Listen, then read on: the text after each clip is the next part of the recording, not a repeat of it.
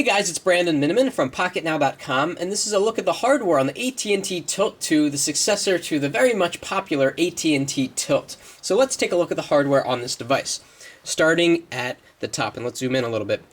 Up here we have the speaker grill, and to the left of that is the LED indicator light, which is very convenient because if you have the phone across the room and you want to know if you have a new message, you can just glance at your phone and see if you have a blinking light. To the right of that is the light sensor. What you can see up here is a proximity sensor. So if you're on the phone with someone and you put it up to your face, the screen will shut off to conserve battery life. Very handy indeed, and it works quite well. Surrounding the entire device is this chrome strip, which looks quite nice and it feels and looks high quality. The screen is 3.6 inches diagonal, and that is quite a bit larger than the HTC Fuse or the AT&T Tilt, which only had 2.4-inch displays. The resolution is 800 down and 480 across. It's the greatest that Windows Mobile can support.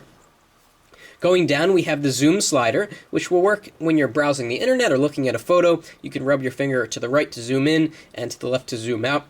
Below that are buttons, call start, call end, the Windows start key to open up the start menu, and the back OK button. Let's take a look on the side.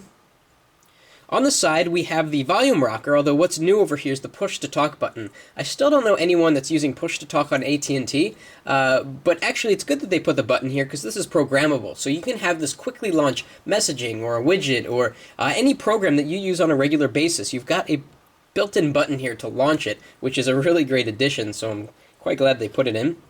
On the bottom, what we see down here is no 3.5mm headphone jack. This version unfortunately doesn't have that capability, and what you have to use is the converter jack that comes with all of the devices. And the only way to get 3.5mm audio is to use this kind of cumbersome converter jack that comes with the device, so you plug it into the bottom, and then you get conversions for 3.5mm, 2.5mm, and a USB pass-through so you can still charge your device while you listen to audio.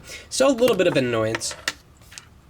Going on the other side of the device, we have nothing except the secondary microphone. This device has two microphones for use with the Straight Talk speakerphone, which actually brings noise cancellation and sort of almost conference room grade speakerphone to your mobile device. Not quite as good, but it is very high quality. And on the top we have the standby button, and also turns on and off the device.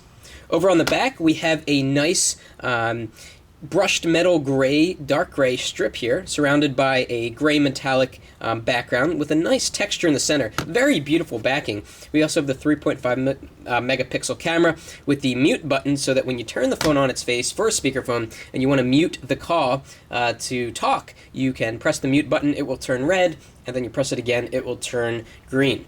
Let's take a look at the keyboard.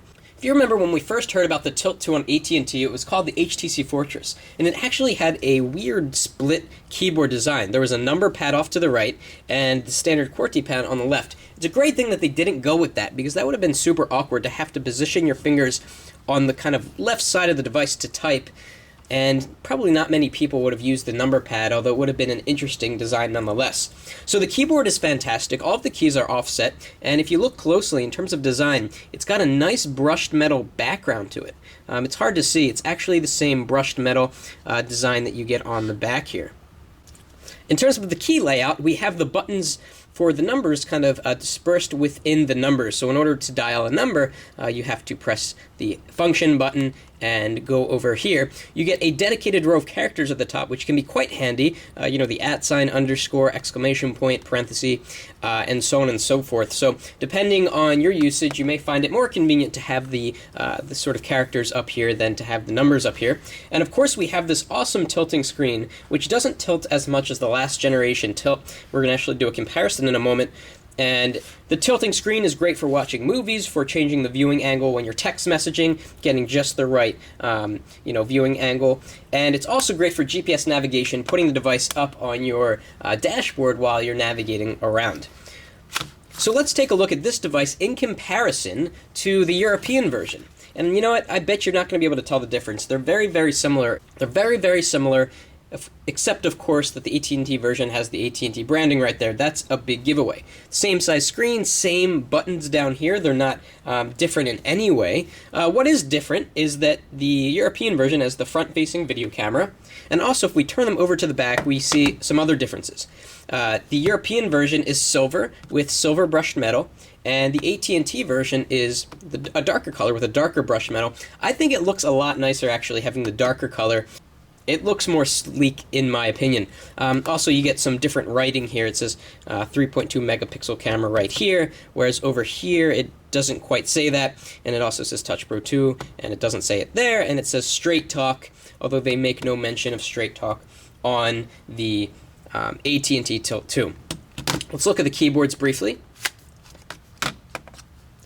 These devices do have different keyboard designs, and also you'll notice that the Tilt 2 has the kind of black background, while the Touch Pro 2 has the silver background, and the really main difference here is that the numbers are at the top, whereas the characters are at the top, and some other button placement is different, such as the function key, and where the control key is, and things like that. So overall, very, very similar devices, indeed.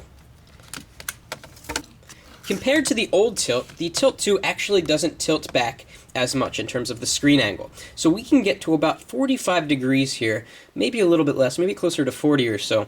Whereas with the original Tilt, and you have to remember that this device has been used a lot, so this hinge is worn in, it could go almost 90 degrees. I'd say that's probably about 80 degrees.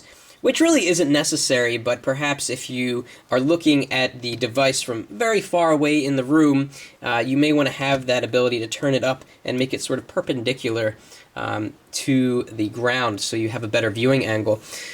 The reason that the Tilt 2 can't tilt back as much is quite simply because of the way that this edge is designed. It can't quite go past a certain level. And also, you know, they've made the cable short to kind of resist the movement of the screen. Also notice you get this AT&T branding so that when you're typing out a text message, you've got the screen tilted, everyone knows that you're running with an AT&T device. And finally, let's take off the back battery cover to see what's behind here. It's a quick action to remove the back battery cover, just move it up a little bit. Back here we have the 1500 milliamp hour battery, which provides fantastic battery life. In our tests, you can go about 2 days under moderate usage, which is quite unusual for a smartphone. We get to see the 2 speakers back here for the speakerphone. It has a very loud speakerphone.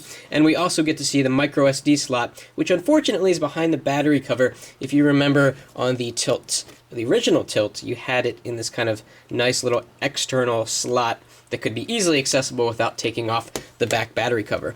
Also back here is the stylus, which is not magnetic, but it does take this device out of standby. It has a little switch inside, so if you pull out the stylus, the device comes on, saves you a step. So overall, the hardware on the AT&T Tilt 2 is quite fantastic. The build quality is amazing. It looks stunning. It feels slim in the pocket even though it has a full slide-out keyboard. The tilting screen is great. The large 3.6-inch screen looks massive in comparison to the 2.4-inch screen found on the Tilt and the HTC Fuse. So if you're upgrading, it will be like a world of difference, and you'll probably be pretty happy with it. So that's it for the Tilt 2. Be sure to follow us on Twitter at twitter.com/PocketNowTweets for even more coverage of the Tilt 2 and more videos about Windows mobile devices. That's it for now.